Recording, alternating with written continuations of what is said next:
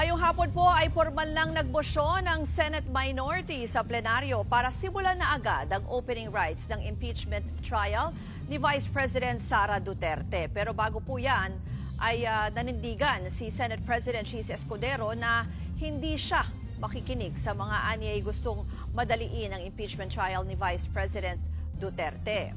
Ayon po kay Escudero ay magpapatuloy raw sa kasalukuyang schedule na June 11 ang pagdinig sa presentation of charges laban sa bise. Hindi raw susunod ang Senado sa pagmamadali ng umano'y mga pabor sa impeachment. Pero hindi niya rin daw naman patatagalin ito at susunod lang umano sa kung ano ang sinasabi ng konstitusyon.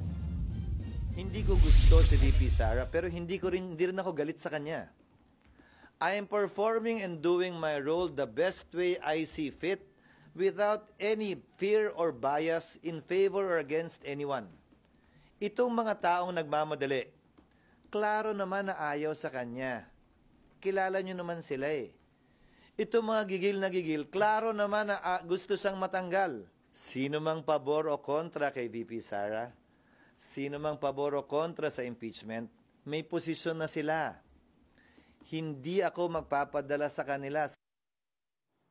Yan pong narinig nyo ay pahayag ni Senate President Chis Escudero, pero yan po ay bago itong nakikita nyo na live na kuha mula dyan po sa Senado kung saan ngang formal na hiniling ng minority dyan na simulan na itong impeachment proceedings para kay Vice President Sara Duterte. Ang sinasabi po kanina ni Senator Ontiveros ay hindi naman daw po tatagal ng isang oras kung masimulan yung opening rights. Pwede daw pong mag-oath na muna si Chis Escudero bilang presiding judge at silang mga senador ay mag-oath bilang senator judges. Ganon din yung formal na ipresenta nga itong articles of impeachment na ipinadala pa ng Kamara mula pa noong Pebrero.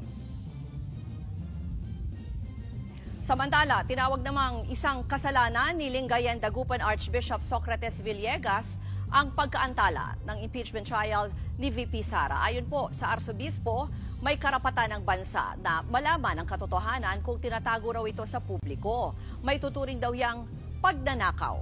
Hindi raw deserve ng mga Pilipino ang mga opisyal na tamad at pinapabayaan ang kanilang responsibilidad.